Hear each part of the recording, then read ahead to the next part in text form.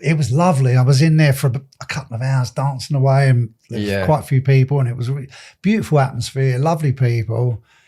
And then this girl come up to me and starts talking to me, and she goes, "Oh, do you want to go for a drink somewhere else?" And I went, "All right then, go on, I'll go for a drink with you," like a mug. Dave goes with the flow, doesn't he? It's like at the airport. He's like, "Yeah, I'll get in the with you, don't worry." Axe murderers you end up getting in the car with.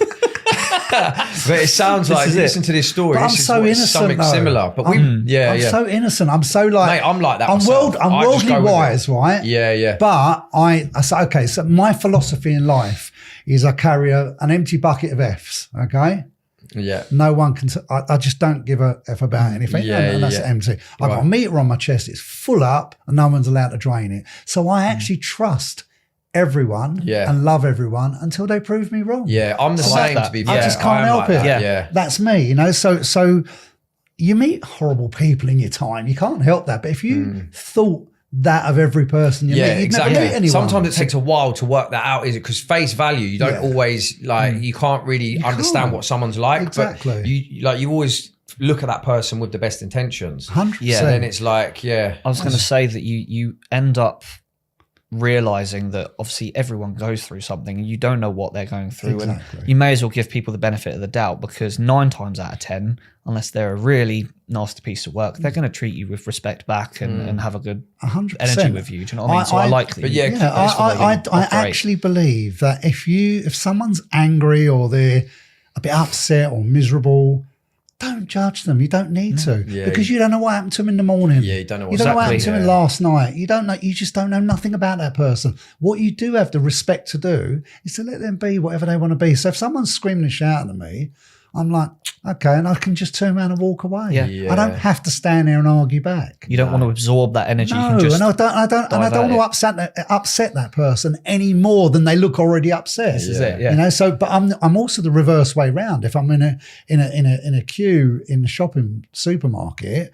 and someone's abusing the person who's, I'm like that. I can't have that. If someone's having a go at the waiter or speaking to I have to interject. Yeah, I'll always. That's a big thing for me. Yeah, 100%, because that person is now trying to serve you and do their job.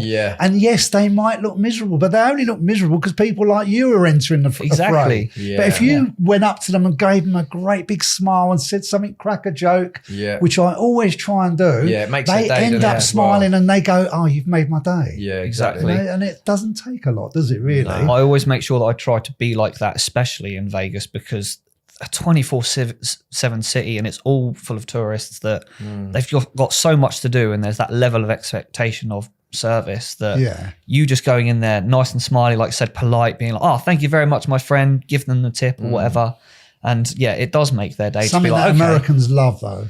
So in England, if you walk up to someone, a tip, forget the tip wise, but if you walk up to someone in England, I don't know, you got a Costa coffee, and you say, "Oh, how's your day?" or whatever. Sometimes you get that look as if to say, "Why are you asking me that? You don't know me." It's almost like whereas weird in America, to them. it is standard practice to walk in and go, "Hi, how are you?" You know, it's standard. And if you do that to someone who's behind a burger bar or a dining experience, they love that because it makes them feel special. It also goes in the reverse way. I'll tell you a very short story where in Bellagio, I'd got like a free comped room for my friend's family who was staying out there with us just for one night from LA.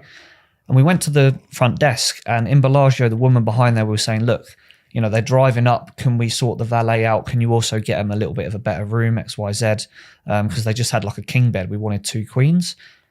And the woman behind just really wasn't receiving that vibe from us, and was just really sort of like, I don't know, if, like I said, she was going through a bad day or something. Computer says no. Basically.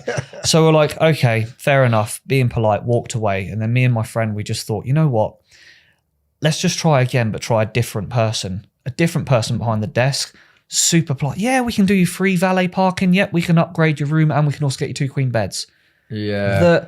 It just goes to show that it goes both ways. That 100%. They clearly had the room, but it's just... I couldn't agree with you anymore. I mean, the way I look at that type of scenario is that if you are working for a company that says when someone walks in, you have to read off the screen. Like, you know, when you get people like phoning you up. No, when they phone you up and they go, you phone up to make a chat with somebody at one of the companies, big companies, and they go, oh, I'm sorry, I can't do that. Oh, I'm sorry, I can't do that. And then you think, oh, this is so frustrating because you're just reading off the screen. If you can then talk to the manager, it's funny because when you say, can I really speak to somebody else, please? I really need to get this dealt with. As soon as that other person comes on, it's a different kettle of fish. So it can be a little bit of what have they been through that day? Yeah. And it can also be a little bit of, well, my boss said I'm not allowed. Yeah. You know? This is the thing though. This is why with like AI and robots coming in, it's sort of standardizing the whole service There won't industry. be no empathy, no nothing. That's it. Yeah, this is it. It takes the human element away. On one side, it's a good thing, and the other side, it's a bad thing. So there's like pros and cons for both. But from a business perspective, it's brilliant because everyone's going to give the same level of service. But as a consumer or customer, it's not good because like you said, if that was the case, you wouldn't have got your upgrade, you wouldn't have got this, that and the other. But when you spoke to the other person who is a bit more empathetic with you and human psychology come into it, then you got what you wanted. So yeah, I don't know. It's over the next 5 or 10 years, we're going to see a lot of that in the service industry. See, I think it's going to change. And where you said it's good and bad, imagine if he walked into that hotel like most places now, and there was just a 30-inch screen there and he's punching the screen to try and get whatever he needs done out of it. Yeah. That screen is not going to have any empathy. It's not going to care whether you want an upgrade or not. Doesn't really care if you're a nice person or not a nice person. So I think we will lose that human nature touch as well. Yeah. And I think our business relies quite heavy on that, like in the sense of we try to go the extra mile for the clients and stuff. And so there is repeat business off the back of it because they sort of like form a bond with us. Whereas it's hard to form a bond with a screen or a computer when 100%. You get into a hotel. Yeah, exactly. So yeah, it's interesting. Like, yeah, I mean, especially in the service industry.